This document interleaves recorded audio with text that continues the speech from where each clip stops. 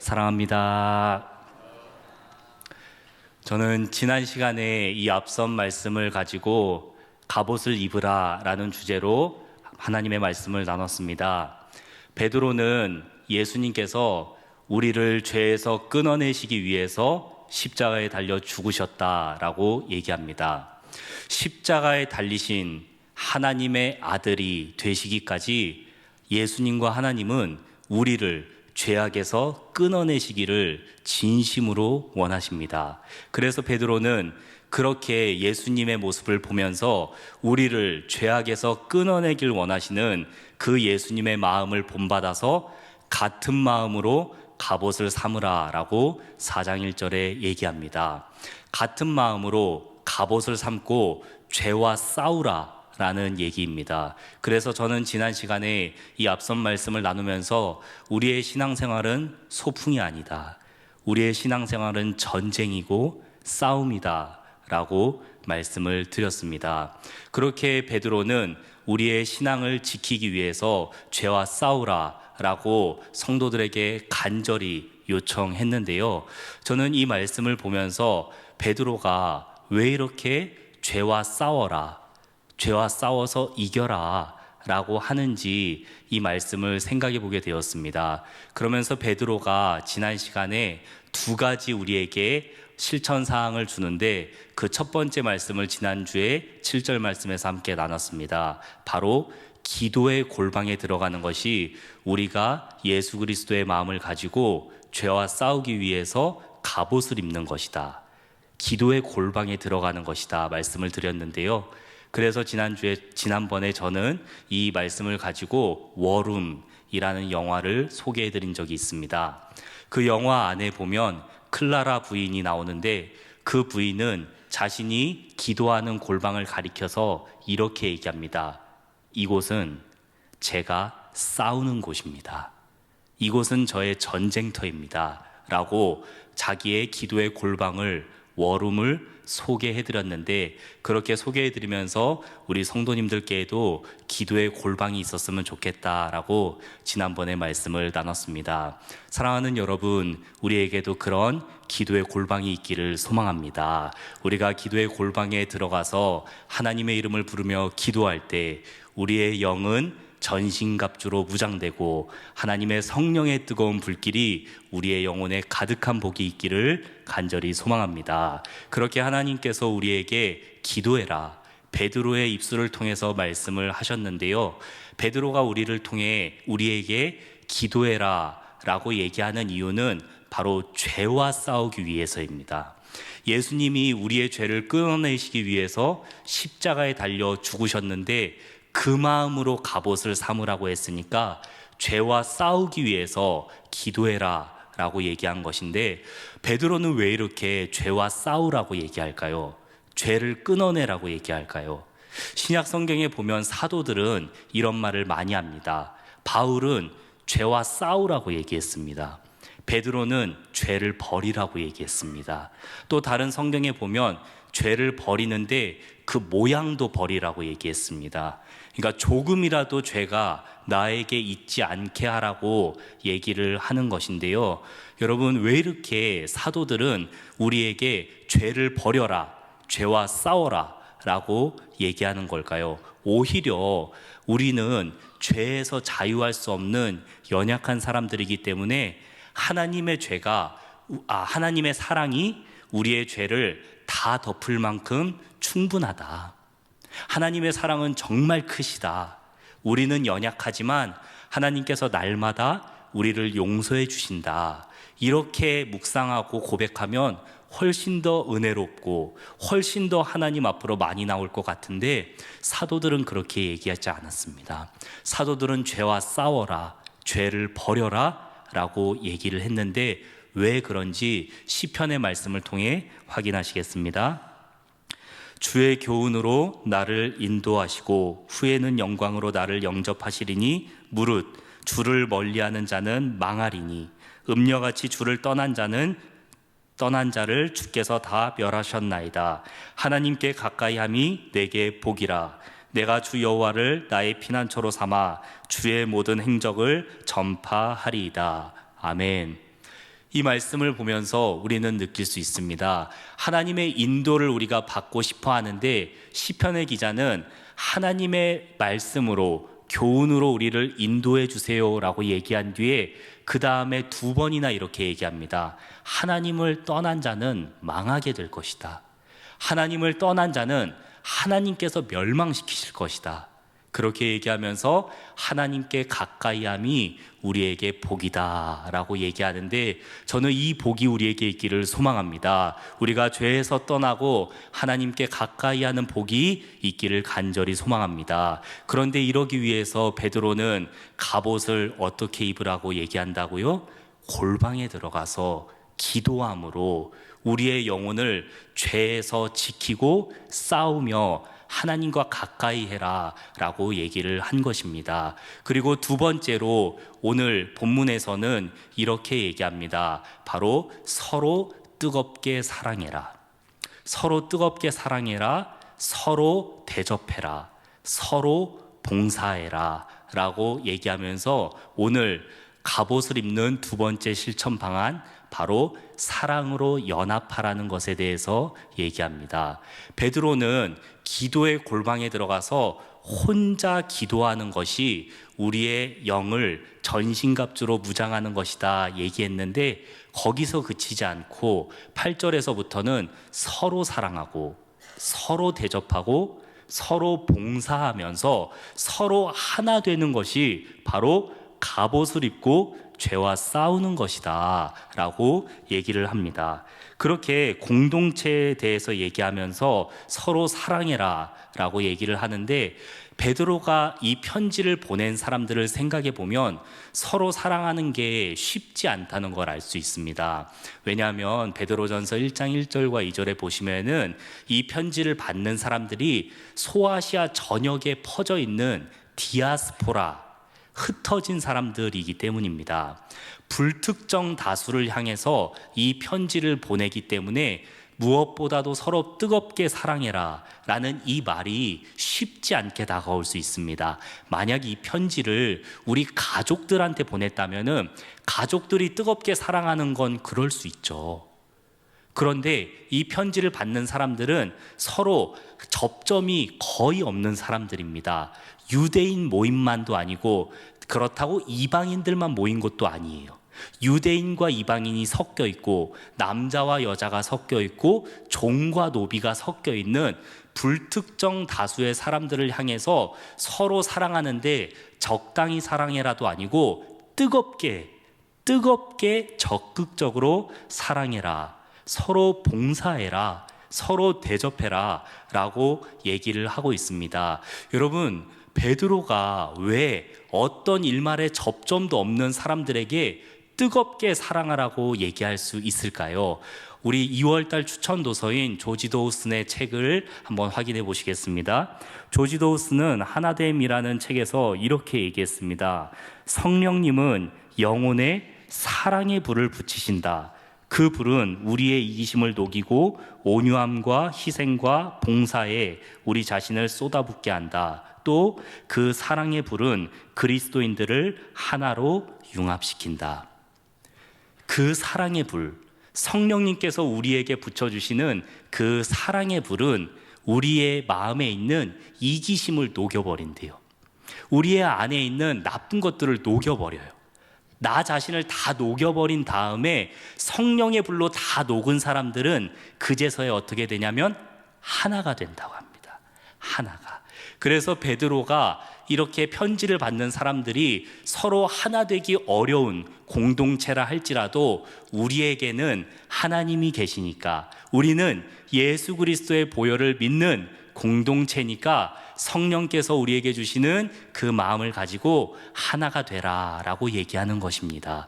우리 교회는, 우리 일산교회는요, 총 4개의 목양팀이 있습니다. 알고 계셨죠? 4개의 목양팀이 있는데 우리 교회 정문에서 교회를 바라보는 방향으로 우리 성도님들 기준으로는 이 오른쪽 위에 목양 1팀입니다. 후곡마을 14단지, 13단지 그 너머에 목양 1팀, 그리고 성도님들이 보시는 쪽으로 교회 정면에서 왼쪽으로 후곡마을 15단지부터 이어지는 10단지, 3단지, 1단지, 성저마을, 그리고 탄현, 그 너머에 운정까지 그렇게 이어지는 목양 2팀이 있습니다. 또 교회 건너편에는 목양 3팀, 김포까지 가고요. 목양 4팀은 저 먼 곳 원당까지도 갑니다. 이렇게 정말 넓은 지역에서 우리 교회로 사람들이, 성도님들이 오고 계시는 거죠. 정말 넓은 지역에서 오고 계시는데 또 얼마나 다양한지 모릅니다.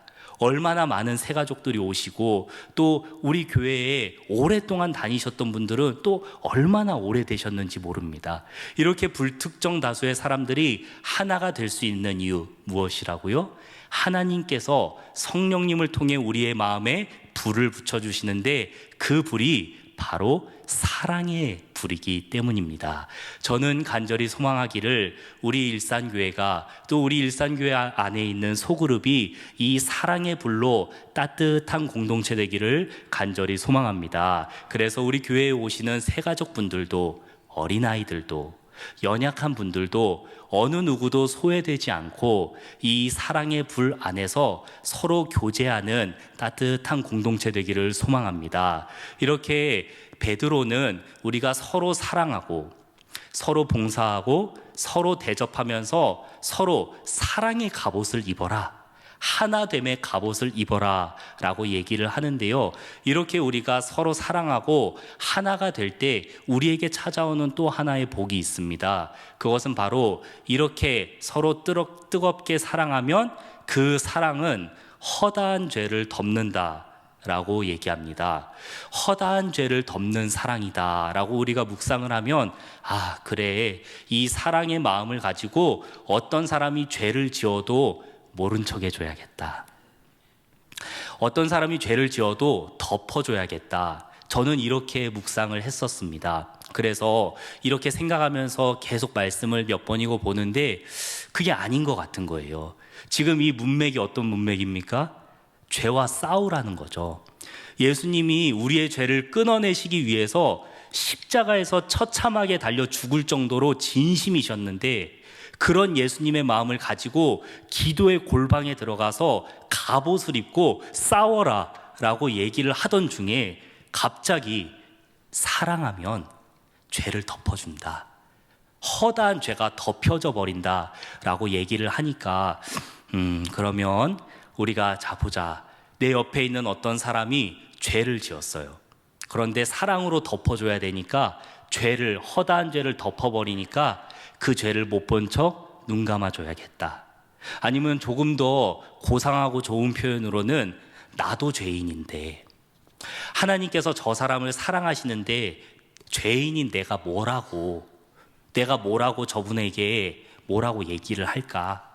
그냥 넘어가자, 또는 나나 잘하자 라고 생각을 하는 것이 허다한 죄를 덮는다라는 것인 줄 알았어요.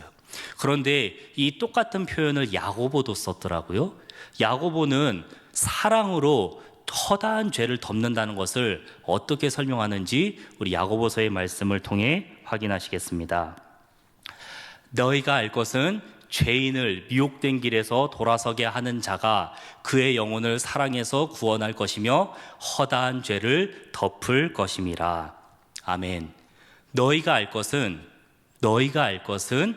뜨겁게 서로 사랑할 것인데, 그 뜨겁게 서로 사랑하는 것은 죄를 봐도 못 본 채 하고, 죄를 봤는데 아이고 나나 잘하자 하면서 그냥 넘어가는 것이 아니라 어떻게 하는 것이다? 바로 그 죄의 길을 걷고 있는 사람을 옳은 길로 돌아오게 하는 것이다. 사망의 길로 가고 있는 사람을 생명의 길로 돌아오게 하는 것이다. 그렇게 할 때 그러한 사랑이 허다한 죄를 덮는다 라고 얘기를 하는 것입니다. 그러니까 이 두 가지 말씀을 종합해 보면 이렇게 얘기할 수 있겠습니다. 우리에게는 허다한 죄가 있습니다. 허다한 죄가 언제 삐져나올지 모릅니다. 언제 내 안에서 터져나올지 모릅니다. 그런데 그 언제 터져 나올지 모르는 허다한 죄를 공동체가 서로 사랑하면서 권면하는 거예요. 혹시 어떤 사람이 죄악된 길로, 잘못된 길로 걸어가고 있으면 그 사람을 향해서 하나님의 마음으로 권면하는 거예요. 옳은 길로 돌아오세요. 옳은 길로 돌아오세요. 예배의 자리를 지키고 기도의 자리를 지키고 우리 함께 기도합시다. 이렇게 형제를 권면하고 옳은 길로 돌아오는 것이 바로 허다한 죄를 덮는 사랑이다라고 얘기합니다. 사랑하는 여러분, 우리에게는 이런 공동체가 있습니까? 내가 어떤 길을 걸어가고 있을 때 내가 영적으로 옳은 길을 가고 있는지, 내가 믿음의 길을 바르게 가고 있는지 내 옆에 서서 나와 같이 걸어주며 나와 같이 기도해주며, 내가 잘못된 길을 걸어갈 때 우리 조금 더 기도합시다. 우리 조금 더 예배의 자리를 지켜봅시다. 조금 더 힘내봅시다. 우리 소그룹에 같이 모여봅시다 라고 얘기해 주는 공동체가 있습니까? 저는 이 말씀을 묵상하면서 우리 일산교회 안에 있는 순 모임들이 이런 공동체가 되면 좋겠다 생각했습니다. 그래서 우리가 믿음의 길을 걸어갈 때 서로 격려하고 돌아봐 주어서 우리가 곁길로 가지 않도록, 이 믿음의 길에서 이탈하지 않도록 서로를 잘 권면하고 격려하는 아름다운 공동체가 되기를 간절히 소망합니다. 이렇게 베드로가 우리에게 허다한 죄를 덮는 이 사랑에 대해서 얘기를 하는데요, 이렇게 우리에게 사랑이 중요하고 모이는 것이 중요하다라고 얘기를 할 때 또 베드로는 우리에게 중요한 태도 두 가지에 대해서 얘기합니다. 첫 번째는 9절에 나와 있는 서로 대접하라 라는 말인데요, 여기 나와 있는 이 대접하다 라는 뜻은 환대한다 라는 뜻입니다. 아주 기쁘게 맞아준다 라는 뜻인데, 특별히 친구를 만났을 때 특별히 뭔가를 하지 않아도, 특별히 뭔가를 주지 않아도 너무 기쁘잖아요. 그래서 친구가 친구를 만났을 때 활짝 웃으면서 환영해 주는 것처럼 환대해 주어라 라고 얘기를 하고, 그 다음에 10절에서는 봉사해라, 서로 섬겨라 라고 얘기를 합니다. 그런데 여기서 얘기하는 이 봉사하고 섬기다 라는 이 표현은요, 종이 상전을 섬길 때 쓰는 표현입니다. 그러니까 얼마나 이 상전의 마음을 헤아리기 위해서 자세히 살펴야겠어요? 상전의 눈빛을, 상전의 말투를, 이 나의 상사의 모든 것을 잘 살피고 있다가 그분에게 필요한 것을 딱 정확한 때, 그분이 원할 때 드리기 위해서 행동하는 것을 바로 이 10절에 나오는 봉사하다라는 단어에서 썼습니다. 이 디아코노스라는 헬라어에서 디컨이라는 영어가 나왔고, 이 단어가 바로 집사라는 단어입니다. 사랑하는 여러분, 베드로는 왜 우리가 사랑으로 서로 권면하고 형제가, 자매가 옳은 길로 돌아오게끔 하는 것이 우리의 연합의 목표이다 라고 얘기를 하는데, 그 다음에 바로 이어서 친구를 대하듯이 따뜻하게 해야 된다, 그 다음에 종이 상전을 대하듯이 겸손하게 해야 된다라고 얘기할까요? 그것은 바로 베드로가 이 사랑의 공동체를 생각할 때 아마 예수님을 떠올렸기 때문이라고 생각합니다. 제자들은 예수님께서 자기들을 대하실 때 예수님이 친구처럼 대해주시는 것을 경험했습니다. 그리고 예수님이 종처럼 제자들 앞에 무릎 꿇고 앉아서 제자들의 더러운 발을 씻겨주시는 것을 경험했습니다. 그래서 친구처럼, 종처럼 우리가 서로 사랑하고 서로 권면해야 된다라고 말을 할 때에는 아마 베드로의 머릿속에는 이렇게 하셨던 분이 예수님이야 라고 생각이 들었던 것 같습니다. 그래서 11절에서는 이렇게 얘기합니다. 만일 너희가 무슨 말을 하려거든 하나님의 말씀을 하는 것 같이 하고, 만일 너희가 봉사하고 어떤 행동을 하려거든 하나님께서 공급하신 힘으로 하는 것 같이 해라 라고 얘기를 하죠. 그러니까 만일 너희가 어떤 말을 하려거든 너희의 형제를, 너희의 자매를 권면할 때에 강압적으로 아주 높은 위치에서 아주 높은 사람이 낮은 사람에게 명령하듯이 그렇게 하지 말고 따뜻하게 형제에게 얘기하듯이 또는 상사에게 얘기하듯이 겸손하게 얘기해 주어야 합니다. 바로 예수님처럼 말입니다. 라고 사람들에게 권면하는 것입니다. 예수님께서 그렇게 우리에게 하시는 본을 보이셨기 때문에 만약 어떤 사람이 예수님의 모습을 닮아서 다른 사람을 사랑하고 겸손하게 그 사람에게 권면하고 세워준다면 누가 영광을 받으시냐면 범사의 예수 그리스도로 말미암아 하나님께서 영광을 받으신다라고 11절에 얘기합니다. 우리가 예수님처럼 사람들에게 겸손하고 친절하게 대할 때 그 영혼이 옳은 길로 돌아오도록 권면하고 격려할 때 왜 하나님께서 예수님을 통해 영광을 받으시냐면 예수님이 그렇게 했기 때문입니다. 예수님이 그런 모습을 보이셨기 때문에 우리가 그처럼 행동을 하면은 사람들이 우리를 보고 저 모습은 예수님의 모습이야. 맞아. 예수님이 우리를 위해 저렇게 하셨어 라고 생각하면서 예수님을 기억하기 때문에 하나님께서 영광을 받으신다고 하는데, 저는 이 말씀을 묵상하며 우리 새은혜 집회 때 받았던 말씀이 떠올랐습니다. 어떤 말씀을 받았나요? 우리는 너무 연약하지만 우리는 하나님의 아이콘이다. 하나님의 아이콘이다 라고 말씀을 받았죠. 그래서 하나님께서 우리에게 하나님의 아이콘이 될 수 있는 복을 주셨는데, 우리의 삶의 모습을 세상에 있는 사람들이 보고 우리의 삶을 딱 클릭했을 때 나의 삶에서 하나님의 형상이, 예수님의 형상이 튀어나오는 것을 보고 하나님께 영광을 올려드리는 게 우리에게 주신 복된 삶이다 라고 했는데, 베드로도 그와 같은 얘기를 했습니다. 베드로는 우리가 예수님과 같은 마음으로 서로 사랑하고 격려하며 하나 될 때 하나님께서 영광을 받으신다고 했는데, 우리도 이런 복된 삶 살기를 간절히 소망합니다. 오늘 베드로는 이 말씀을 통해서 우리가 죄에 넘어지지 않기 위해서 두 가지 갑옷을 입어야 된다라고 얘기했습니다. 첫째는 골방에 들어가서 기도하는 것이고요. 둘째는 사랑으로 연합하며 모이기에 힘쓰는 것입니다. 우리가 이 말씀을 잘 기억하면서 서로 사랑하고 하나님께 기도하며 힘쓸 때에 하나님께서 우리의 영혼에 굳센 영혼을 주시고 또 우리의 마음에 갑옷을 입혀주셔서 하나님과 늘 동행하는 복이 우리에게 있기를 간절히 소망합니다. 말씀을 맺겠습니다. 우리 사랑하는 성도님들에게는 영적인 나침반이 있으십니까?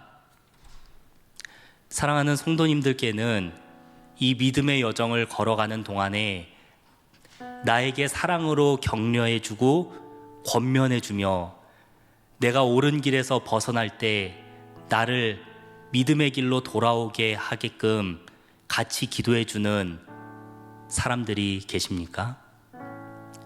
베드로는 혼자 신앙생활하라 얘기하지 않고 혼자 기도하라고 얘기하지만 않고 함께 사랑하고 모이라고 얘기했습니다. 저는 우리 일산교회 안에 있는 순모임이 이런 소그룹이 되길 간절히 소망합니다. 우리가 함께 따뜻한 마음으로 서로 격려하고 권면하고 돌아보아서 우리가 이 믿음의 싸움을 싸우는 동안에 한 사람의 낙오자도 없이, 한 사람의 이탈자도 없이, 한 사람도 사탄에게 먹잇감으로 지목되는 일이 없이 이 선한 싸움을 끝까지 잘 싸워나가는 은혜가 우리에게 있길 간절히 소망합니다.